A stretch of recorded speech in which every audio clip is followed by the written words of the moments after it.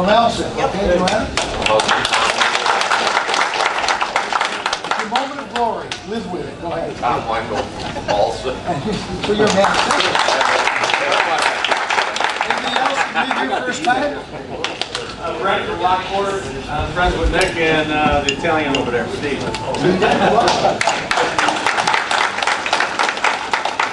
Anybody else? Okay. Josh. I'm from Texas. From Texas? What are you doing here? Are you just slumming? Is that it? Okay. So after our speaker will have a drawing for the shotgun. If you are a member of the ISRA in your Will County, your name is in this hopper here.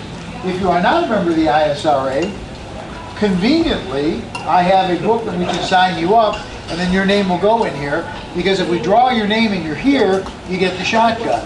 And it's not as preposterous as it sounds. We did, what, 2 months in a row? Yeah, Judy Goldstein one. Yeah, so it's not preposterous. So if you aren't an ISRA member, you can join tonight, and we would appreciate it. Well, Doug, you got something to talk about? Oh, okay. Start. Two things. One is that Mike Jones, a long-term member, he passed away the other day, and he was having some health issues. I went to the wake on Saturday, and he was very, very involved in ISRA for, God, I've probably known him at least 30 years. I used to go hunting with him, and that he helped with the youth shoot and hunter safety courses and all things like that. So he hasn't been the last several meetings just because he wasn't well enough, but he finally did pass, and it's a sad thing. The girls at the office donated money to the youth camp, youth shooting stuff by the state in his name too. Yeah. The other thing is that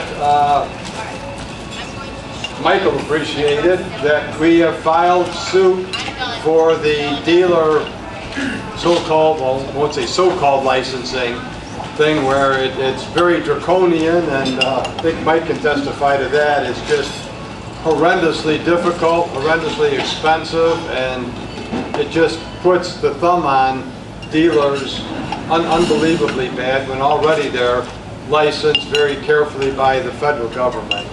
And our suit, we had 5 different reasons we were suing. I don't know what it finally came out to when they did, if we had 5 reasons yet or 3 reasons. And basically, in my opinion, what it is, it's a restraint of trade. And anyway, we have filed the suit, and we filed a temporary restraining order, and if I'm correct, they have until tomorrow to give reason why we shouldn't be allowed to do the TRO. So anyway, we're moving ahead, and hopefully we're going to do well with it. Something that's real important is that all gun groups, everybody stick together and fight together. We're in a fight for our lives, both nationally and statewide. And there is a person who has his own little group, and he just disparages the heck out of ISRA. He disparages the heck out of Dave Siegel, who is our attorney. He had won 16 out of 16 cases. Now it's 16 out of 17. and he's called incompetent, and he has people listening to him. I'll never join IRSA. They're a bunch of blankly blank assholes and things like that. But instead of fighting the real enemy, he's fighting us. And there's other people that tag along with them. And it's just unbelievably stupid that at any point we need to work together, but especially now we need to work together. And if you can't say something nice, just don't say anything at all. And a lot of people are asking about what's going on with the NRA. And we don't know what's going on with the NRA. Obviously, they've been wounded, and some people, celebrity board members have gotten off the board, and that they need to do some house cleaning. But it's been a tremendous group, and do they have some warts? Definitely they have some warts. But I think it's 76 or 79 board members that they're going to get the thing cleaned up. And without NRA fighting nationally, the federal laws would trump state laws, and we'd be in a world of hurt. So we need to support them, and hopefully they're going to get their act together and be a very, very strong voice again. But to badmouth them, which many people are doing, is not helping anything, it's hurting. So let's all stand together statewide and nationwide. So that's all I've got, Dave.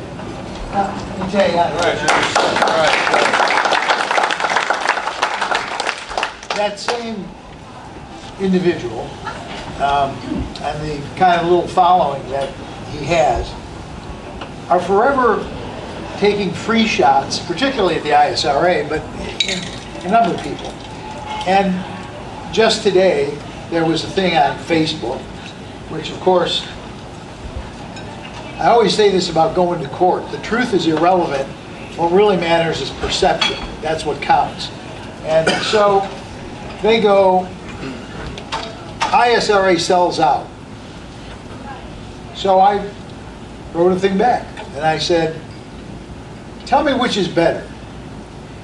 That you say to the opposition, mind you, I hate to rub this in like salt into a wound, but you've got a legislature that's veto-proof, both the House and the Senate and the governor, and they all hate guns. And there isn't a thing that anybody can do about that. It's just ironclad. So I said, what is better? That you say to the legislators, I'll work with you on this bill, and you have a seat at the table, and you, in some cases, actually get some pretty nasty things taken out of the bills. You have the opportunity sometimes to do that. Now, it doesn't make headlines, but you get that opportunity. Now, ISRA has helped work on some bill, but they defanged some of it. Or, as they suggest, you draw a line in the sand and you don't give an inch. And then you don't have a seat at the table, and you get horrifically bad bills. And they don't grasp that. They seem to think that you just say, we're not going to allow that. And where? What state are you living in? Not Illinois. They're veto-proof. There's nothing you can do about it. So my recommendation is, if you are on Facebook, burn your computer and forget about it.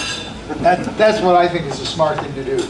But people who are not savvy and don't know what they're talking about get as much space on Facebook as people who do, probably more. And they're always spreading that kind of stuff, and it always ticks me off. And the other thing that happened about 2 weeks ago, they were saying that, everybody in the board of directors, they're all getting money from Springfield, they're all doing shady stuff. And I said, I'm David Lombardo, I'm on the board of directors. I want to say for USA, I'm president of Aurora Sportsman's Club. Tell me specifically what I've done. Well, then they shut up. You don't talk anymore. So I just want to put that in because my pet peeve is people who go to social media to complain because most of the time they have no idea what they're talking about. That's my piece. Anyway. Hey Dave, I want to know where my money's coming. Well, I was supposed to give it to you in an envelope, but I took a junket. I had a fact-finding mission to Puerto Rico. Okay, we're moving on. Oh, Steve Ballich, you want to say a few words, Steve? Over here. There you go. You want to say a few words? He's never said a few words. Need this to read off of? I can't see. Oh, okay. I can only see sights. I'm Steve Ballage, and we're doing a 6th annual fundraiser to benefit the ISRA. And it's really important. You heard what Doug said? I'm on the county board, and we've got the same garbage as the federal government at the county board. They tried to have a proclamation go through with everybody saying yeah for gun violence. And so some of us went bananas and said there's no such thing as a gun violence. And so they still got it, they outnumber us. But we're standing up and fighting there, so I can hate to see what's happening at the state where those people have less of a voice.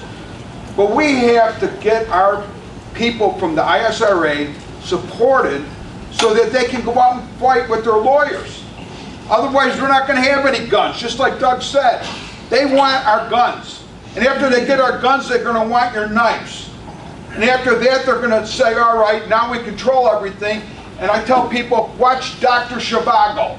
So a movie from, I guess, in the 60s or 70s. Yeah. Well, that's what these morons want. When you hear the word socialist, watch the movie Dr. Zhivago. And you'll be like shocked.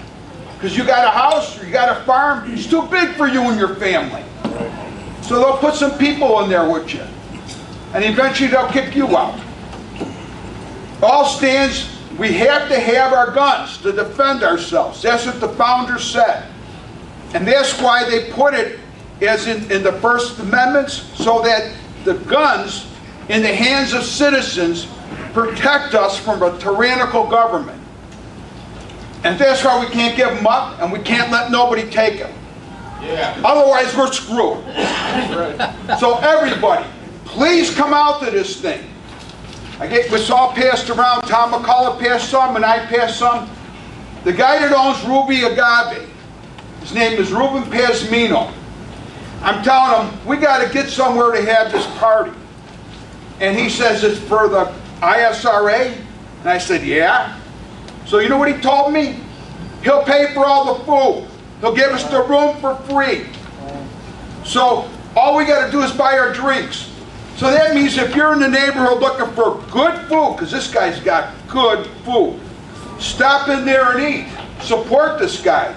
But he's donating all the food for this event because he supports the ISRA and he knows the importance of the ISRA.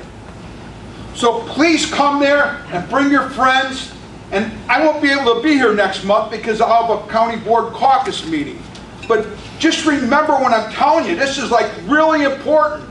We all got to chip in, and the best way to do that is with our pocketbook at this fundraiser. Thank you. Good.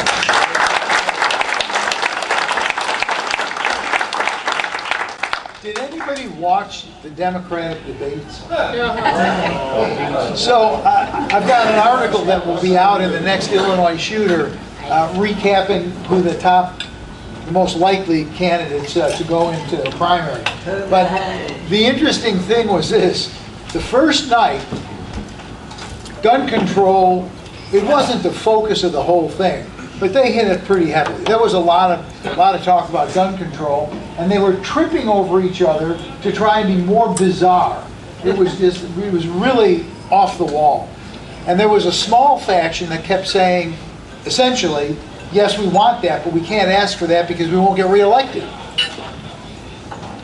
The next night, they were so bad that the next night the press did not ask the second group a single question about gun control. They didn't want them to get on television and make themselves look like asses, which is exactly what they had done the night before. But I'm going to tell you, out of all originally 23 candidates, every single one of them has been outspoken about taking the guns. That's what they all say. They want the guns. And there's sentiment We've even had a couple of Republicans already start talking about it. So we've said this 100 times if we said it once. Elections have consequences. This election, literally, if Trump doesn't get reelected, this election will change the face of this country because they're all socialists, clearly socialists. And they want to embed a socialist lifestyle in this country. And that's what each one of these people will do if they get elected. So it's time to turn out and vote. Speaking of which, in September, we want to make it candidates night.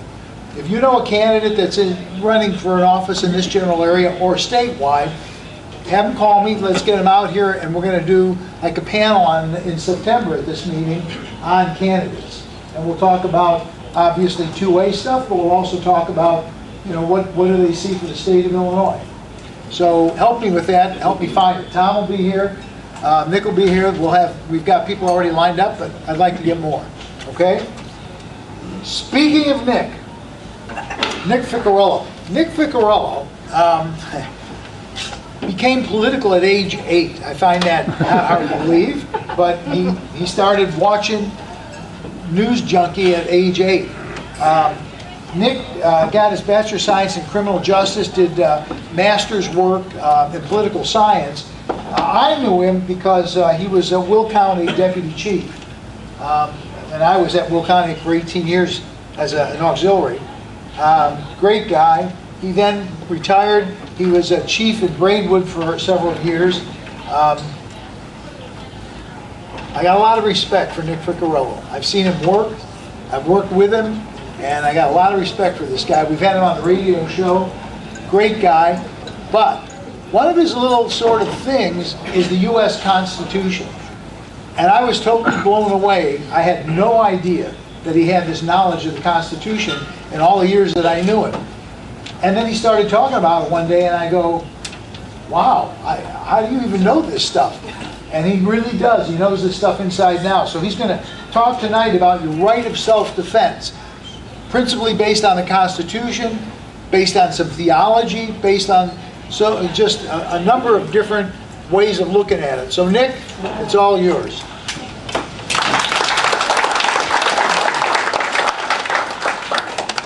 Thanks, everybody. Some of you know me from when I ran before. Can you hear me? Do I need the microphone, or can you guys hear me okay? You're good. Good. Some of you know me when I ran before.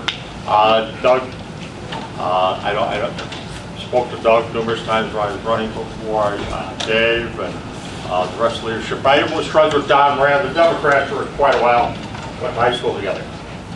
I was asked to come here tonight to speak about the Constitution, but I realized that you guys have had 2 speakers in a row pertaining to the the U.S. Constitution. So I thought I'd put a different spin on it and talk about the right of self-defense and how that was incorporated into the Constitution, and also the future political climate and the stuff that's going on behind the scenes that nobody really knows about. Before I do that, though, I also want to mention I'm a lifelong member of the NRA, and I'm also an IRSA member. I've been an IRSA member for probably 10, 12 years. I'm a lifelong member of the NRA. I'm also an oath keeper. Do we have any oath keepers in here? No? Do we have any oh, you? Dave? Okay. Do we have any ex-firemen or policemen or current firemen or policemen in here? Yeah. How about any ex-military? There's an organization called Oath Keepers. The left tries to portray them as pretty far right, but really, in all honesty, it's. I want to ask each and every one of you that have ever taken an oath for either a job or in the military, did any of you de-oath? Anybody have a de-oathing ceremony? So I think if you swear allegiance to the Constitution of the United States and promise to defend her, that's a lifelong commitment. And if you're interested in making it a lifelong commitment with some formalities, I suggest you look up Oath Keepers. Also, I want to, Patty Dieters is back there, and Patty is running for Margot's spot. I don't know if you guys know her, but she is a supporter of the Second Amendment. She's also a staunch conservative.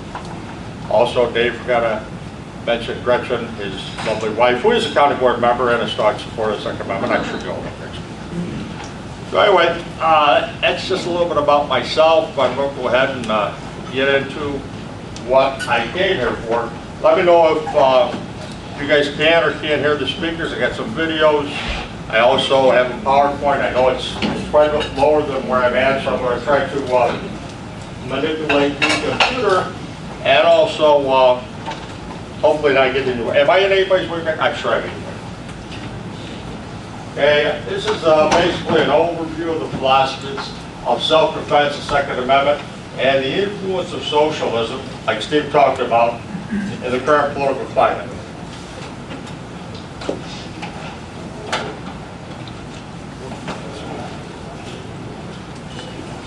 The right of self-defense goes back to Greek philosopher Aristotle. And for a Greek guy, it's pretty cool. He talked about true citizenship that included the right to possess arms and that armed tyrants disarm the oppressed. Now, have we ever seen that before in our history? I'm sure some of you guys are aware of it, but I'll get into more of that here in a little bit. He was, everybody know who Aristotle is? I think I got a hard time hearing back there. Yeah, hard time here, okay. Hi, can you hear me now? Hello. Can you hear me now? Yeah. I sound like a telephone commercial. Can you hear me now? Anyway, can you guys see back there? We're talking about Aristotle. He was a Greek philosopher that wrote about ancient Greek shit back then.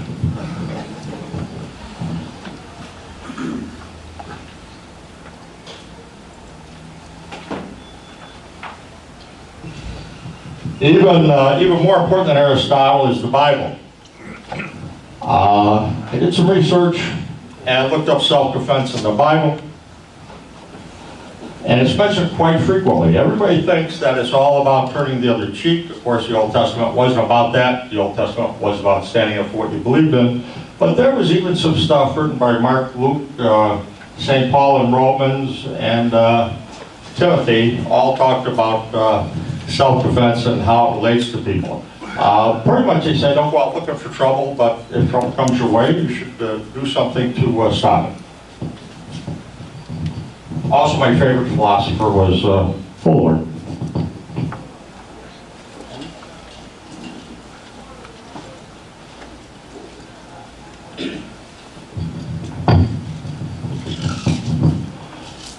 These are other legal and political philosophers prior to the forming of the Constitution. Anybody know who John Locke is? John Locke was known as the father of liberalism, and by liberalism I mean libertarianism. That was his philosophy back then. You had the right to do whatever you wanted to do as long as it didn't affect somebody else. Hugo Grotius, well, let's see, he was the founder of the modern doctrine of international law and the rights of everyone to protect themselves by being armed. Edward Cook, Sir Edward Cook, was an Englishman that was around during the Revolutionary War, but he was also, he was an Englishman that was actually pro-colonies, and he thought that self-defense was a human right. So self-defense was the foundation constructed in political theory which the people were the masters and the government the servant. Is that happening today? Do you guys feel like you are the masters of our government, or do you feel like we exist to support government? The people have a right to remove a disobedient servant, that being the government. Other political philosophers believe in self-defense. Niccolo Machiavelli, Caesar Beccaria, both these guys are from Italy. and also Charles Montesquieu.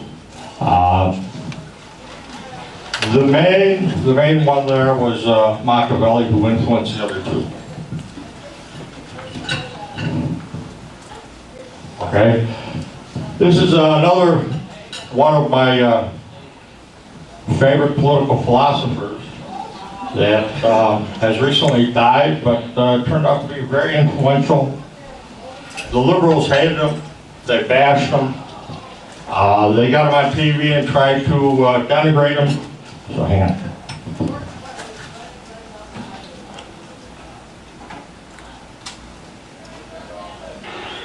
Every time our country stands in the path of danger, an instinct seems to summon the finest first, those who truly understand her. When freedom shivers in the cold shadow of true peril, it's always the patriots who first hear the call. When loss of liberty is looming, as it is now, the siren sounds first in the hearts of freedom's vanguard. The smoke in the air of our Concord bridges and Pearl Harbors is always smelled first by the farmers who come from their simple homes to find the fire and fight, because they know that sacred stuff resides in that wooden stock and blue steel, something that gives the most common man the most uncommon of freedoms. When ordinary hands can possess such an extraordinary instrument, that symbolizes the full measure of human dignity and liberty. That's why those 5 words issue an irresistible call to us all, and we must. So,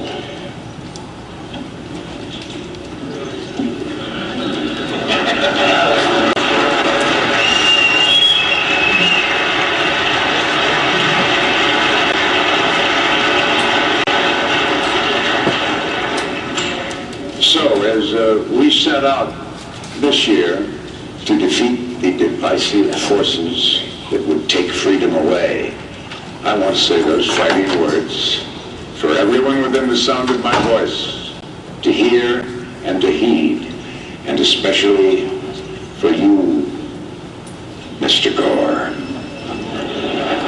From my cold, dead hands,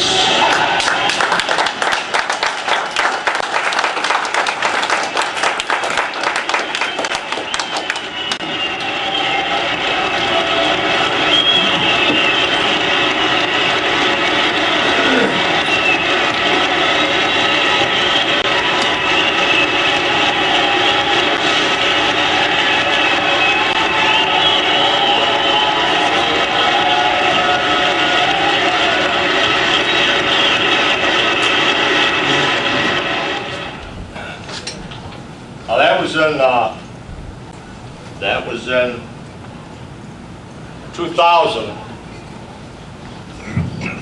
That was in 2000 when Al Gore was running against George Bush, and Al Gore was talking about disarming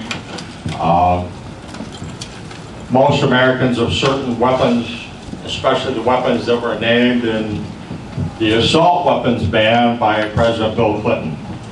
Those of you that are familiar with the assault weapons ban know that there were certain categories that broke down what an assault weapon actually is. One of those was if it had a bayonet lug. Another one is if it had a flash suppressor. Another one was the size of the magazine. I can tell you as a police officer from 1978, I know there's a couple other police officers who will tell you the same thing that are in this room. Police officer since 1978 till when I retired at the Sheriff's Department in 2009. I then became a police officer at Posen, and ultimately was chief of police at Braden. But I can tell you that in my experience and in my research, I have never, ever heard of or responded myself to a drive-by bayoneting. But yet, But yet these people think they're experts on what a assault weapon is or what's dangerous and what's not. How about if we look at the people that are behind the weapons that are used in these illegal murders or drive-bys as being the illegals, the illegal people, the people that should be locked up and the people that should not be on the street to allow innocent people to be hurt. Just my opinion. Does anybody know, any other police officers in here know of drive-by bayoneting? I didn't think so. Terry? I don't know of any guns that shot themselves either. That's true. It'll take somebody to pull the trigger. So to incorporate some more of what was existing before our Second Amendment, the English Bill of Rights actually allowed Protestants the right to bear arms. They were anti-Catholic at that time. I think there was a civil war in England between the Catholics and the Protestants ended up winning. So the Catholics were not allowed to carry any guns. The colonists initially shared this right. Does this right exist today in England? No. They can't even have pointy knives. They can't even have pointy knives.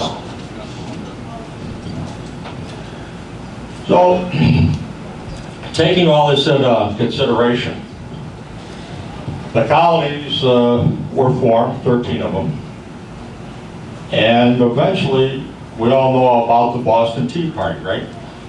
And the destruction of what happened to tea that the English had in the Boston harbor on board ships that was dumped overboard and destroyed. Due to that, the coercive acts, also known as the Intolerable Acts, were enacted by England, and the saying back then was no taxation without representation. We didn't have any representatives in England. They had a parliamentary system at that time. The king had lost some power. They had a parliamentary system. And they enacted taxes on the colonists. So the provisions of a coercive act were offensive to Americans, but the possibility that the British might deploy their army to enforce them is what really upset the colonists. Some of these acts were, Boston Harbor was closed prior to the Tea Party. The governor of Massachusetts was elected by the people in Massachusetts.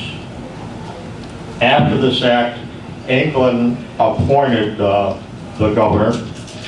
Any kind of capital crime against the government of England were to be heard in England and not the colonies.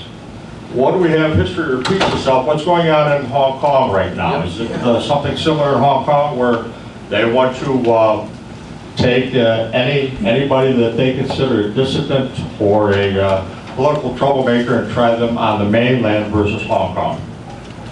And lastly, well, not lastly, there's one goofy law pertaining to Quebec, but we won't get into that, it's French. Ordering of English soldiers on colonies property, and that later became an amendment in the United States Constitution. Number 3. Number 3, thank you, Terry.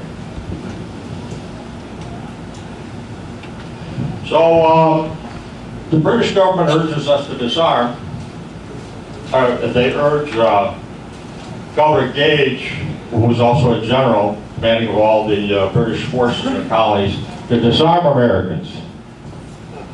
Gage said he would do it, but it would be impossible without the use of force. After his letter was read in the English House of Commons, it was publicized in newspapers throughout the United States as proof of Britain's intentions.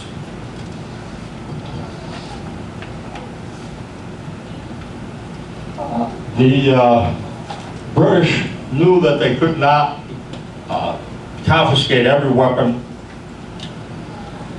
in the colonies at this time, so they thought, well, let's try seizing as much black powder as we can.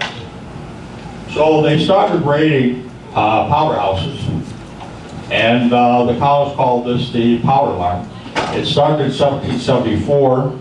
They seized a large cache of black powder in a provincial house northwest of Boston, because they felt that if they could eliminate the powder, the guns would be worthless. Have we since heard of any type of act or acts that a certain political party would like to tax our ammunition? That's one way of stopping the gun owners is, in their mind, is to tax the ammunition there because they figure we won't shoot it. So, Governor Gage directed his military to begin warrantless searches for arms and ammunition. And that was the beginning of why we have what's considered the Fourth Amendment, because the British searched homes without warrants at that time.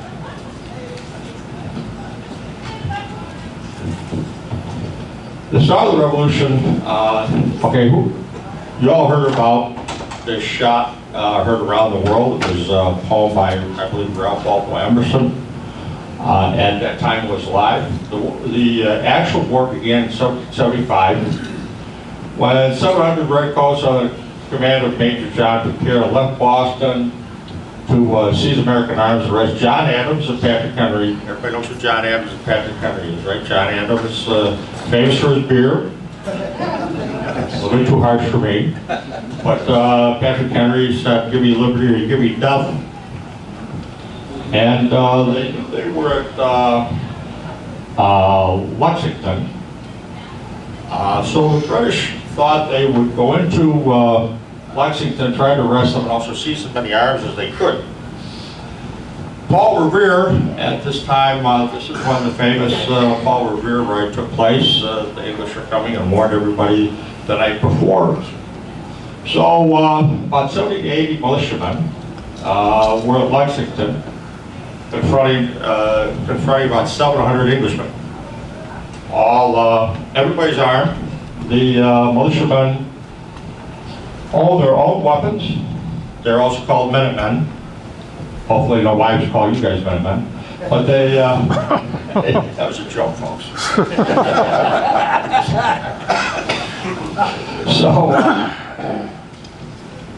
So the British ordered them to disperse and throw down their weapons.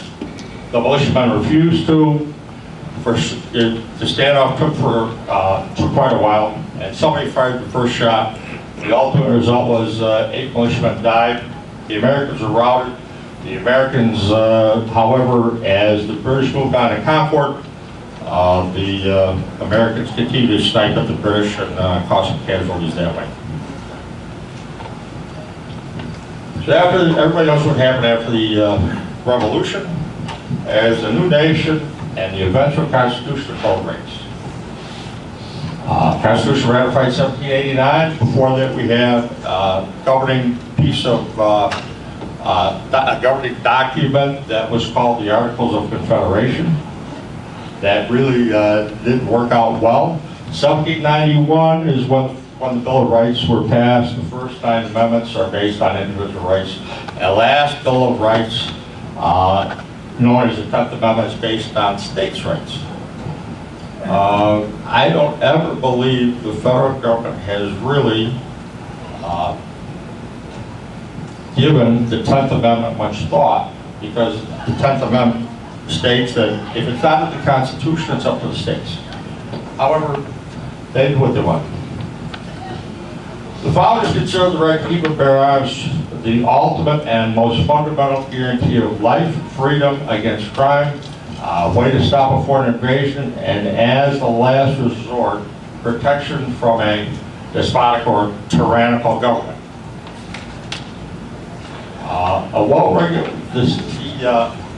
We all know what the Second Amendment means. I'm sure previous scholars have come in here before and told you that the first part is a collective right and the second part is an individual right. And thank God they put that comma in there after free state, because that shows that there are 2 separate parts.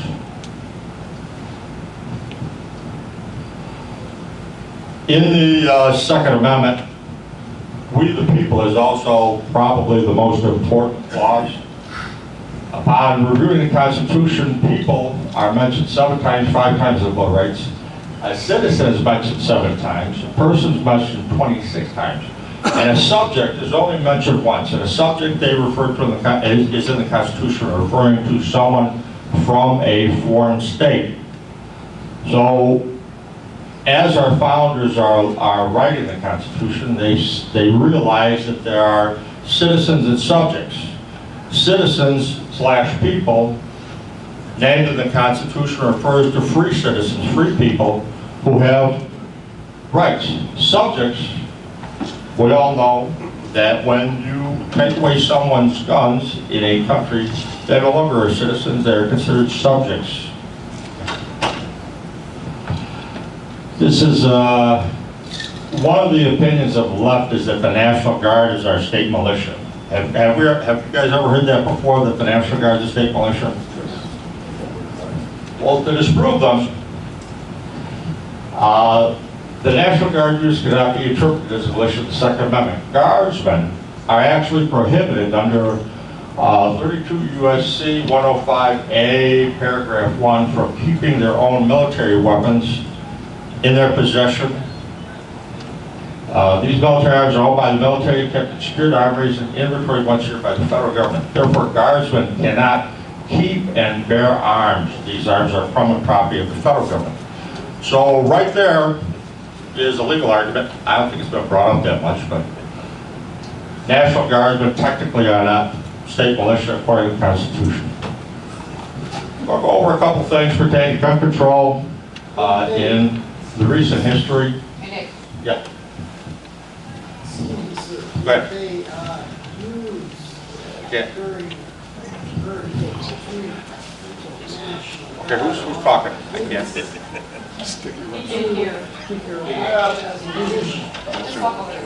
Wanted to know that during Katrina, if they didn't use the National Guard as a militia. I was there. Want to know what? I was there. I covered it for the magazine. I was there. The National Guard. What you want me to wait? I don't mean to interrupt. The National Guard was not used. They flew in supplies. They were operating out of Baton Rouge.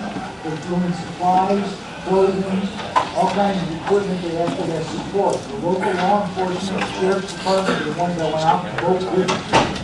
And they were the ones that were patrolling their own parishes. They don't call them counties.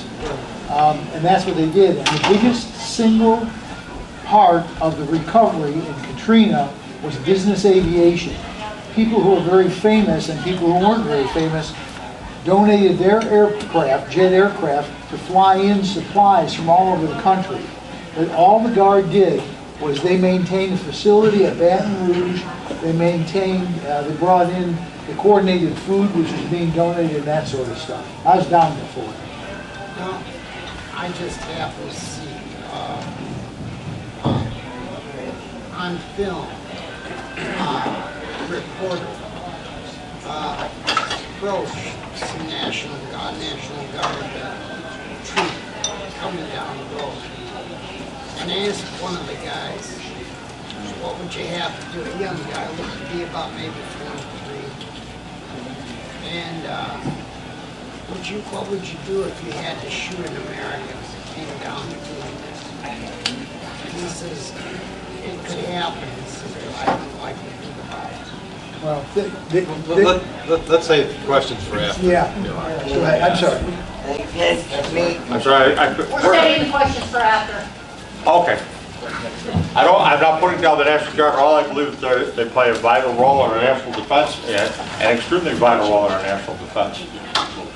I believe they've been federalized 13 times in the United States history.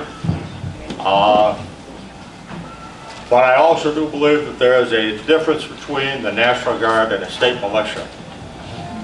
But I do also know that they're a vital part of our national defense.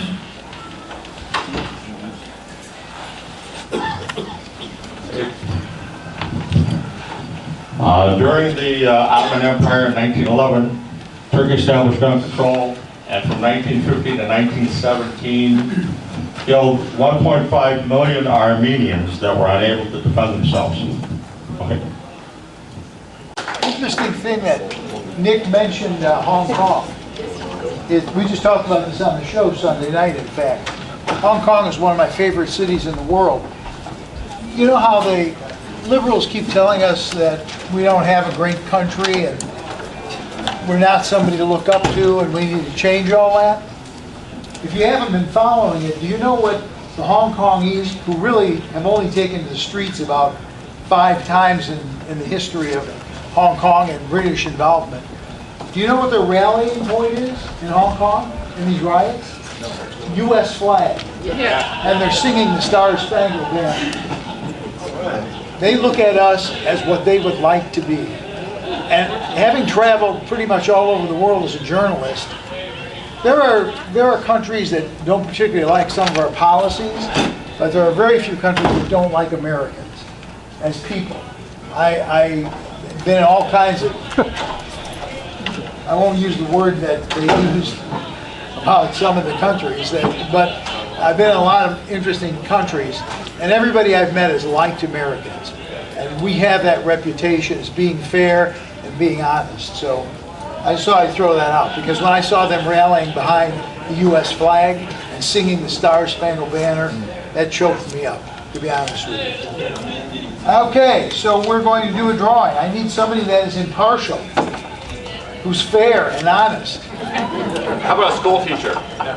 David, you're from another country. That's true, you're from another country, right? Yes. She announced her retirement, and her husband, Ed Ronkowski, gave me a call, and he said, I think you should run. So after talking with my husband, I threw my hat in the ring. So I am running in the Republican primary. I am a very staunch supporter of the Second Amendment. I am an NRA instructor. I teach Illinois concealed carry classes. I have been a member of the IRSA and the NRA for many years. I am a lifetime NRA member, and I hope that you would come out and support me. I'm walking in the parade. The district is Frankfort, New Lenox, Mokina, Homer Glen, and a tad bit of Orland Park.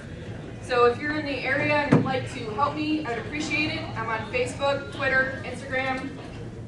You name it, you can contact me that way. And I'm also happy to talk to you afterwards. So again, it's Cani8dates, and I'm running in the Illinois 37th District for the House seat. For State Senate in the Illinois 49th District, and Jennifer Bertino-Tarrant is a historically anti-gun person. Louder. Oh, sorry guys. Use your man voice. Hey, here's a man voice, I got it. My name is Tom McCullough, running for State Senate in the 49th District against Jennifer Bertino-Tarrant. I'm going to put the guest speakers at the ISRA fundraiser that Steve Ballich is having, and that's going to be, I think it's October 16th? 14, that was close. It's on the table in front of you. As people are protesting, you know, in Portland, Oregon right now with Antifa, they're trying to get socialism brought forth. They're trying to get rid of our Second Amendment, our First Amendment. They're trying to modify it. And in the end, you go across the sea in Hong Kong, they're fighting for the Second Amendment. They're fighting to have their freedom of speech and everything else. And we're really losing what America is. And as Doug was talking about earlier, we're really in a fight for the heart and soul of our country right now. In the state of Illinois especially, we're having a constitutional convention. They're having a constitutional amendment to have the fair tax, they call it. It's really a blank check for Springfield. So if everybody can go forward and talk to all your friends and everybody you know to vote no for that, and don't give a blank check to Pritzker any more than we already have. And again, my name is Tom McCullough, and I thank you for your time.